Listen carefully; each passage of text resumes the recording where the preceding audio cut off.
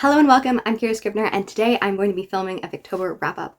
I did not read as many books as I hoped and planned and even made believed that I could, but I did read some books that I loved, some that I hated, some that I was wildly surprised with, and some that were not Victorian at all. However, we're going to start with the Adventures of Sherlock Holmes. As any good 21st century person, I have grown up with a lot of Sherlock Holmes and his adventures and the Sherlock show from 2010. And then about 4 or 5 years ago, I read A Study in Scarlet and I was so disappointed.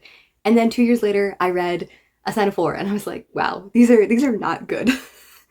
And people always are like, read his stories, read his stories, read his stories. And I was like, I don't think they're going to be any better. And when I finally did pick up his stories this year, they were really surprising. The first story that introduces the Adventures of Sherlock Holmes is A Study in Bohemia, and this was really good. It begins with Watson narrating and talking about Irene Adler and the ways that she is called. It begins the trend that many of these characters are very complex in the ways that they commit crimes, and also their victims are often very complex. And Sherlock Holmes shows a lot of compassion for both victims and perpetrators of crimes, which are really interesting. I think that that's a part of Sherlock Holmes that is barely ever talked about or seen. And just generally, I loved the lived-in-ness of this. It felt like Watson and Sherlock, and often they would just begin and Watson has now gotten married and he's like, my wife was gone and I stayed with Sherlock, or I walked over once upon a time and talked. I think that because of this collection took place over several years, and at the beginning of each of them, Sherlock and Watson just kind of re-enter each other's lives, or they're catching up and they go on an adventure or things like that, really made it feel more lived in, and these characters, rather than just being vessels of the stories, actually felt like characters themselves.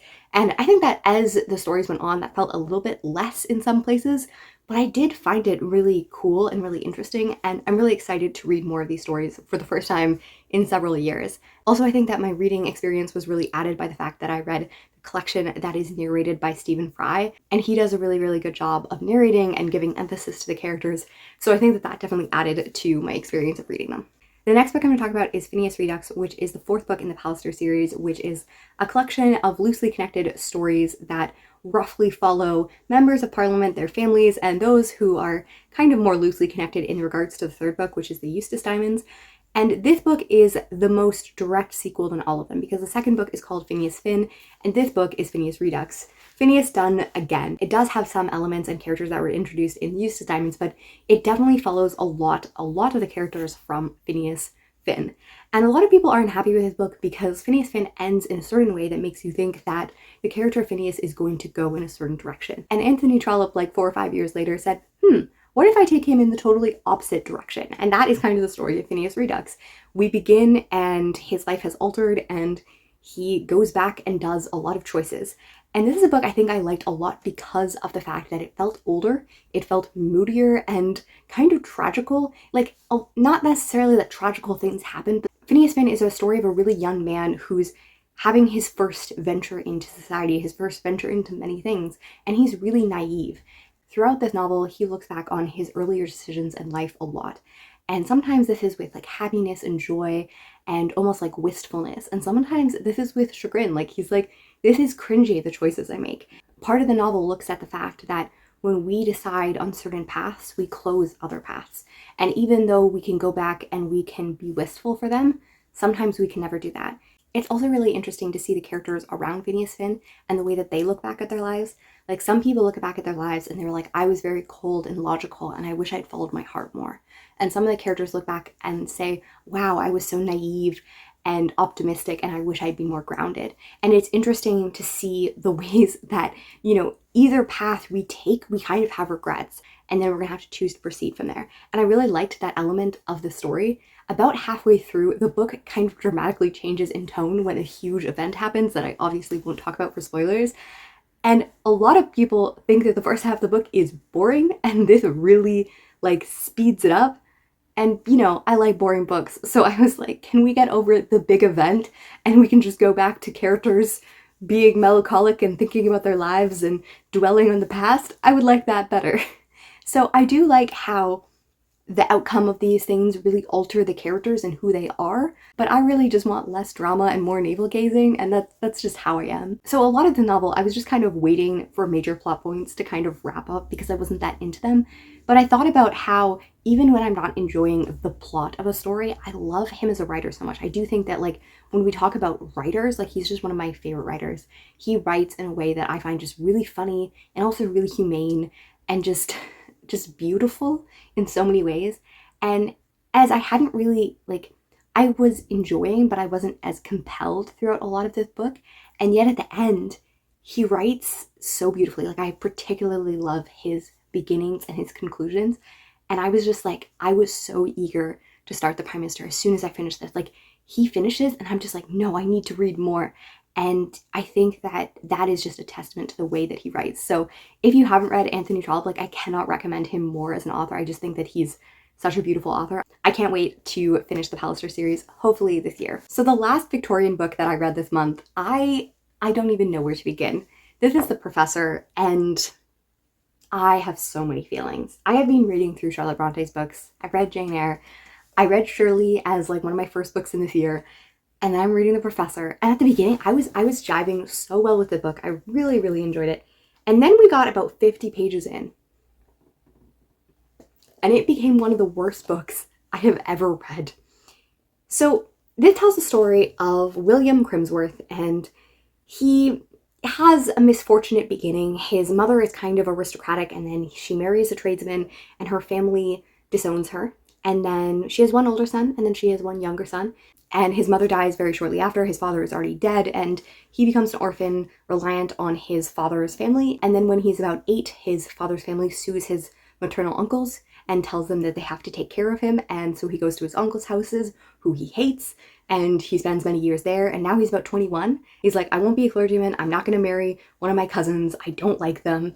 And I was having a good time. When I read part of this during the Victober TBR, I was just laughing a lot because it was just quite funny to me. I declined both the church and matrimony. A good clergyman is a good thing, but I should have made a very bad one. Which I was like, this guy's great. He's humble. He knows where he is.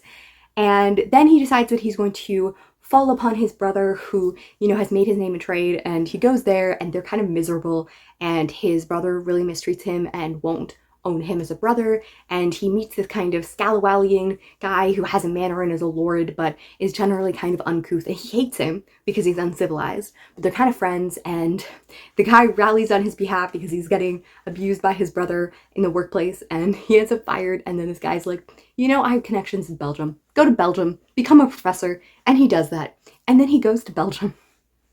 And the next, it feels like 100 pages. This book is only 280 pages. And that first 50 pages, I was so into it. There's a part about him, like, walking home, and he's just, like, so frustrated. I was like, this is, like, a good description of a panic attack. I was just so into this book. And then he gets to Belgium.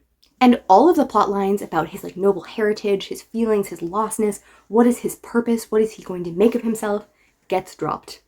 Everything just becomes him describing Belgian people and about how inferior they are, both in mind and body. And, also Germans, also Russians, also everyone. And also there's one Spanish girl who was raised in the Caribbean, and she is uncouth and violent and terribly deployed. And French people, even French girls, will sit in the front row of your classes and they will try to seduce you. And they are terrible and wanton and all of those things. And him as a 21-year-old has become stern and fierce, and he will not be broken. And it is just the most prejudicial thing I have ever read in my life. Like, there is absolutely no plot point to any of this. When it starts to wrap up just the portraits of his students, nothing has changed. Like, some time has passed, but nothing has changed. This is never kind of referred back to again, anything. He just describes people and how gross they are and how ugly they are and all of those things, and there's no purpose to this other than Charlotte Bronte didn't really like French people and thinking that anyone who's not English or Protestant is lower. I don't think you could believe that these lines were written unless I read them to you, so I'm just going to read them. Behind and below her were seated a band of the very vulgar and inferior-looking flamades, including 2 or 3 examples of that deformity of person and that imbecility of intellect, whose frequency in the Low Countries would seem to furnish proof that the climate is such as to induce degeneracy of human mind and body. We just love the idea that because of where someone is born or their culture or their country of origin just means that their human mind and body is degenerate and that they are imbeciles. We really, really love that, because this man does not know how to individualize people. This is the portrait of a country. This is a portrait of a people group. There is no differences between people of one nationality, and is also inclusive of everyone who is Roman Catholic. But then we have these two lines. These are a few lines apart, and they are just so great. She was even sincere as far as her religion would permit her to be, but whence the soul has been conjured by Romish wizardcraft. Charlotte Bronte multiple times refers to Catholicism as wizardcraft and priestcraft, and just goes on about how people who are Roman Catholic don't have souls.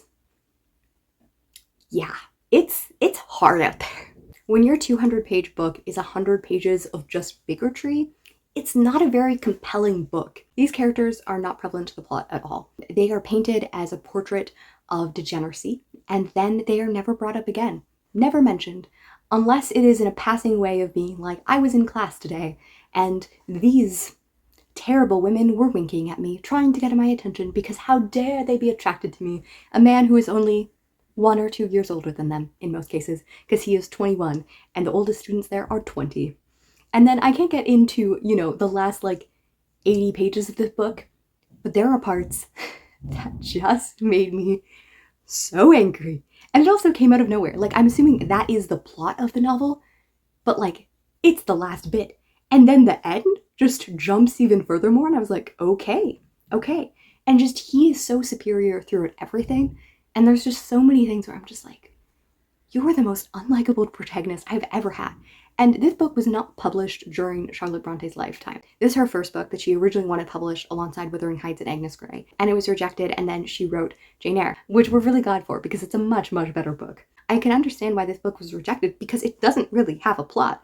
Jane Eyre and other books are not plot for plot the way we would write them today, but you kind of begin with this inheritance kind of man who's orphaned looking for his meaning. We jump into 100 pages of bigotry. We come back to a totally different plot that never comes back to the beginning. It just doesn't really make sense. So yes, that is The Professor, the Bronte book I would recommend the least. Those were all the Victorian books that I finished in the month of October, but I did read some of Emily Bronte's poetry, and it was really, really beautiful.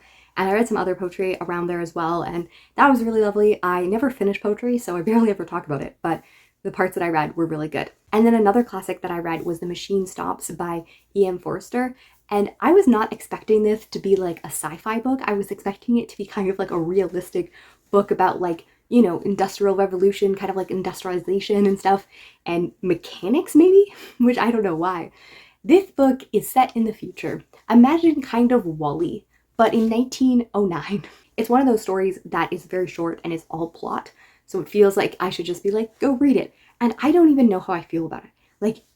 It's very interesting in its themes, but also, I don't know how I stand with it, but a lot of people would say that it predicted AI, it predicted, the internet, it predicted video calls. It's very interesting in that way. And then how that dictates society in this world and how it's become uncouth to touch people because the machine does everything and you're in your isolated pod and you never go outside. And it's very interesting. One of the lines that I thought was most provoking is when it's talking about how they don't value strength. I'm summarizing the line that says, it would be no kindness for an athlete to live, so anyone who has peculiar strength at birth is euthanized immediately because you want more of a docile population. I'd be really interested in the way that this short story has influenced other sci-fi books because it was really interesting. I don't know if I loved it. Some of the writing and description was really good, but also it's one of those sci-fi books that feels very old. So it's oh, this is really interesting to read, but also feels kind of out of whack. But I do think that more people should read it because I would love to discuss it with people because it was interesting. And it's also really interesting to me because this is my third thing I read by E.M. Forster. I have read A Room with a View, I've read A Passage to India, and now this. And all three of those books are wildly different in tone and writing, and it's really interesting to see an author have such breadth and depth, and I'm like, I still don't even know what I'm going to get when I read Ian Forster, which is really interesting. I always feel weird putting Batman in classics, but this is definitely a classic book because it came out in 1988. It has been influencing Batman mythos for 35 years and has been such a huge shaper of Batman and who we understand him to be today. And this is Batman Year One by Frank Miller, and it kind of recasts, you know, Bruce Wayne's first year coming back and being Batman, and kind of that creation of his alter ego and why he wants to fight crime and all of those things. And it mirrors it with Jim Gordon's first year on the force in Gotham. It's really interesting to see the ways in which their lives correspond and contradict each other, and the ways that they interpret each other, which is really fun. The writing and the dialogue and the description, like it's written in diary notes, which has like a lot of, you know, pathos and emotion in the characters and what they're going through and their feelings and their flaws. You know, Jim Gordon is a very flawed character in this book, but I do think that we see a lot of him, and I really enjoy that. I'm also really partial to this continuity, you know, that also includes The Long Halloween and like several others, where we get to see Gotham when it is more just mobsters and kind of that angle, and then how as time goes on it becomes supervillains. I think that it shows and also asks us a lot of questions about Batman and the role he plays in Gotham, which I love. And then the last book that I read was an absolute delight, and it is If I Couldn't Be Anne. And this is a small picture book. Anne of Green Gables is my favorite book of all time. I'm a huge fan and it's a book that has just influenced who I am and my values so much. So yes, I thought this was really beautiful. It took a lot of lines from Anne and, you know, her imagination and her love of trees and flowers and lily maze and all of that. But, you know, I originally thought like, oh, it's a little girl saying like, if I couldn't be Anne, but it's Anne because at the beginning of the book, she doesn't want to be herself, you know? And I think that that's such an important part of Anne that gets missed. Is like, one of my favorite quotes from the series is from Anne of Avonlea, where she talks about how when she first came to Green Gables, she was so starved of love that she didn't know what it was. She often gets turned into kind of manic, pixie, dream girl, wild, adventurous, you know, side, and I think it misses the very human part of Anne, and how, yes, she is creative and imaginative and full of wonder, but she's also really sad. And through her sadness and her desire to connect with people, like the way that, you know, she breaks through Marilla and Matthews and so many other people's characters and like allows them to have family, is kind of her superpower. More than her wild imagination is her radical love and desire to connect with people, and the way that her connection impacts those around her. And as a person who had a lot of sadness in my childhood when I read this, I really connected with this girl who was creative and wanted to grow up and be mature and be someone else, but she also really just wanted to connect with people and love people. But rereading Anne of Green Gables as an adult is seeing how much we get of Marilla's story and how this little girl unravels the hardness in her life to be soft again and to love and to trust and to be open. And I love that so much. So I am really glad that Anne is Anne. This week on November 30th is the 150th anniversary of Lucy Maud Montgomery's birth, and I ideally wanted to do something for that. I don't know. The project that I want to do to talk about Lucy Maud Montgomery and Anne is so big, I don't know if I'll ever do it. I really just wanted to give a shout out at the end of this video to Lucy Maud Montgomery, who had a very sad life, who kind of based a lot of Anne and her loneliness on herself, and through that gave Anne connection in the way that she herself kind of never experienced. And there's this quote that I love about her, which says, for someone who had such little joy in her life, she gave joy to everyone. And Lucy Maud Montgomery had a really sad life, but I do love that her characters give so much joy, and that Anne gets that joy. She gets to go through and grow up and have community and life and change and transform those around her. So I hope you have lots of fun reading and writing in the next month. And yeah, remember that if you can be kind to someone, if you can enter into their space and smile and bring that joy, you can really change their lives.